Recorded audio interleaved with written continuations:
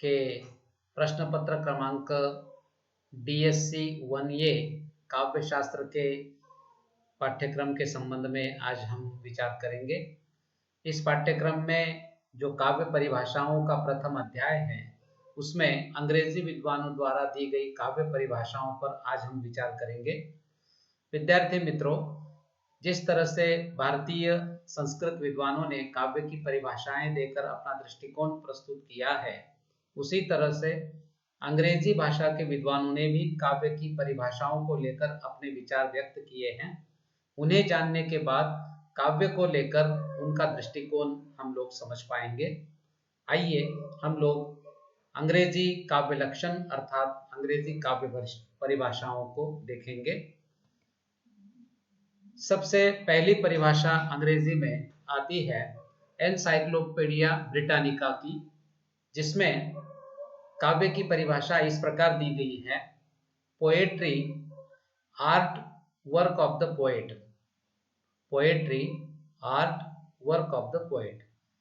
इसका अर्थ यह है कि कवि का कार्य कला काव्य है। कवि का कार्य कला काव्य है। हम जानते हैं कि काव्य शब्द की उत्पत्ति कवि से है, अर्थात कवि जिसका निर्माण करता है वो काव्य कहलाता है। परंतु ये जो परिभाषा है मित्रों एनसाइक्लोपीडिया ब्रिटानिका की, यह परिभाषा कुछ अस्पष्ट प्रतीत होती है, क्योंकि कवि के स्वरूप को जाने बगैर हम उसके कार्य को नहीं समझ सकते हैं।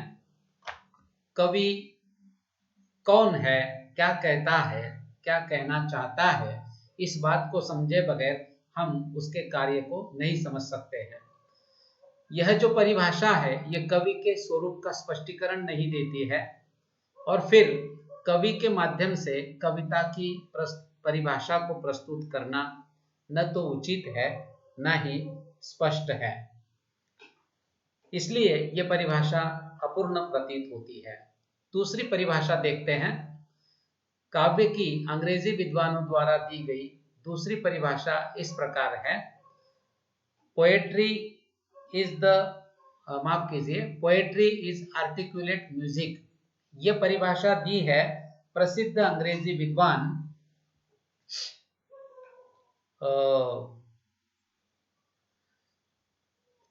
कविता सुस्पष्ट संगीत है। Poetry is the articulate music, यह परिभाषा का अर्थ होता है कविता सुस्पष्ट संगीत है। इस परिभाषा में कविता और संगीत का संबंध जोड़ा गया है। देखिए, यह परिभाषा सर्वमान्य और सर्वत्र सत्य नहीं हो सकती है, क्योंकि बहुत बार गाए जाने वाले अनेक गीतों में काव्य की विशेषताएं नहीं भी पाई जाती है। अर्थात सभी गीत काव्य नहीं हो सकते, ऐसा हम कह सकते हैं। और फिर संगीत काव्य का एक पक्ष जरूर हो सकता है, लेकिन संगीत काव्य का अनिवार्य अंग नहीं है। संगीत की तुलना में काव्य अधिक व्यापक आनंद देने वाली वस्तु है, अधिक व्यापक आनंद की निधि है। और फिर सभी कविताओं में संगीत होता है ऐसी बात भी नहीं है। इसलिए यदि हम इस परिभाषा को स्वीकार करते हैं तो फिर संगीत विरहित जो कविता है उसे हमें काव्य के क्षेत्र से निकाल देना होगा। इसलिए यह भी एक सर्वमान्य परिभाषा नहीं हो सकती है।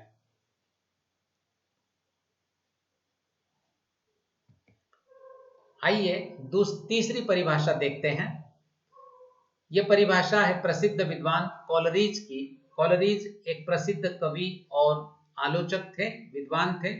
उनका कहना है कि poetry is the best words in their best order, अर्थात सर्वोत्तम शब्द अपने सर्वोत्तम क्रम में कविता होती है। क्या बताया? सर्वोत्तम शब्द अपने सर्वोत्तम क्रम में कविता कहलाते हैं। अब ये जो परिभाषा है ये परिभाषा अस्पष्ट है, क्योंकि इस परिभाषा को पढ़ने के बाद हमारे मन में प्रश्न उठता है सर्वोत्तम शब्द किन्हें माना जाए, और फिर सर्वोत्तम शब्दों का सर्वोत्तम क्रम क्या हो, उत्तम अर्थ के प्रतिपादक शब्दों को अगर हम उत्तम मान लेते हैं तो फिर जो शब्द हीन या गलत अर्थों के प्रतिपादक होते हैं, क्या उन शब्दों को हम काव्य से बहिष्कृत कर देंगे? यानी केवल सर्वोत्तम शब्दों से ही कविता बनती है, ऐसा यदि मानते हैं तो बुरे अर्थों के या हीन अर्थों के वाचक जो शब्द है उन शब्दों से क्या कविता नहीं बनती है? या ऐसे शब्द कविता के प्राण से हम निकाल देंगे?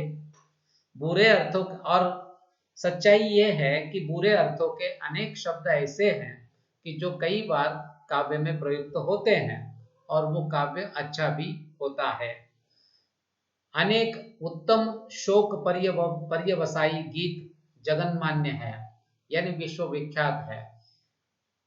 मृत्यु या फिर बुराई से संबंधित अनेक शब्द ऐसे श्रेष्ठ काव्य में प्रयुक्त हो सकते हैं, इसलिए यह परिभाषा सर्वत्र उपयुक्त परिभाषा नहीं है।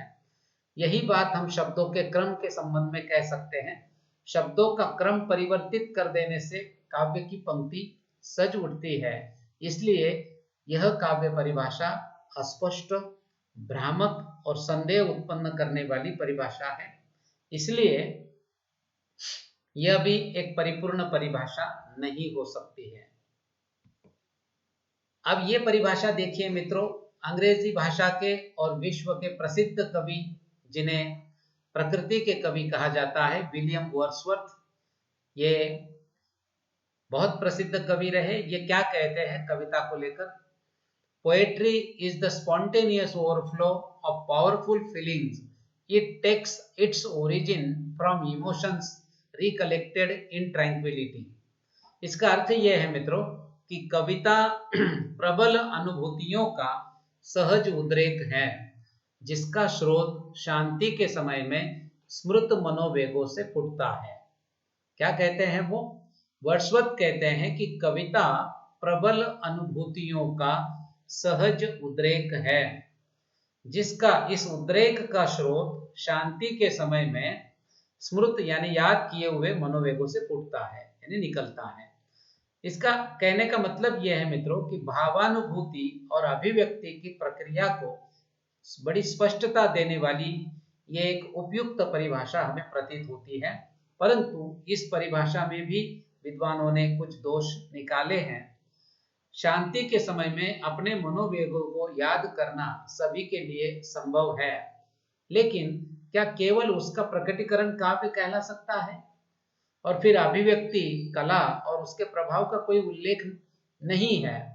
अपने सुख दुख पूर्ण क्षणों का स्मरण करके हंसना या विलाप करना ठीक है, लेकिन प्रत्येक व्यक्ति का विलास या उल्लास या विलाप कविता नहीं कहला सकता।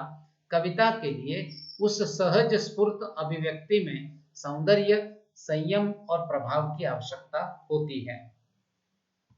अगली परिभाषा देखिए, ये अंग्रेजी भाषा के एक और विश्व प्रसिद्ध कवि शेली की परिभाषा है। शेली लिखते हैं, poetry is the record of the best and happiest moments of the happiest and best minds. इसका अर्थ यह है कि सर्व सुखी और सर्वोत्तम मनों के सर्वोत्तम और सर्वाधिक सुखपूर्ण क्षणों का लेखा कविता है। यह परिभाषा कुछ अस्पष्ट परिभाषा है। शेली कहते हैं कि सबसे सुखी और सर्वोत्तम मन की बात वो करते हैं, लेकिन सबसे सुखी और सबसे उत्तम मन जानने पहचानने की कसौटी उन्होंने नहीं बताई है, नहीं हम बता सकते हैं। व्यक्ति के सर्वोत्तम और सबसे सुखी क्षणों का निर्णय कैसे किया जाए, इसका उत्तर भी उनके पास नहीं है। तो अपनी बात को मानो अस्वीकार करते हुए शेली ने स्वयं ही कहा है कि हमारे सबसे मधुर गान वे ही है जो विषादपूर्ण क्षणों में हमारे मन से निकलते हैं। इस तरह ये परिभाषा भी कोई परिपूर्ण परिभाषा नहीं है। और एक परिभाषा देखिए मित्रों, एक प्रसिद्ध विद्वान अंग्रेजी भाषा के जॉनसन, वो कहते हैं कि poetry is the art of uniting pleasure with truth by calling imagination to the help of reason। देखिए, जॉन्स कहते हैं कि poetry is the art of uniting pleasure with truth by calling imagination to the help of reason. इसका अर्थ ये है कि कविता वह कला है जो कल्पना की सहायता से युक्ति के द्वारा सत्य को आनंद से समन्वित करती है। अब यह परिभाषा कुछ उपयुक्त परिभाषा प्रतीत होती है, फिर भी कविता के कविता के एक ऐसे पक्ष पर यह परिभाषा जोर देती है कि जिसमें उन्होंने कल्पना की बात उठाई है। तो इस तरह से मित्रों, अंग्रेजी विद्वानों द्वारा दी गई काव्य की और भी अनेक परिभाषाएं हैं, परंतु महत्वपूर्ण परिभाषाओं को लेकर हम लोगों ने यहाँ पर ये विवेचन प्रस्तुत किया है।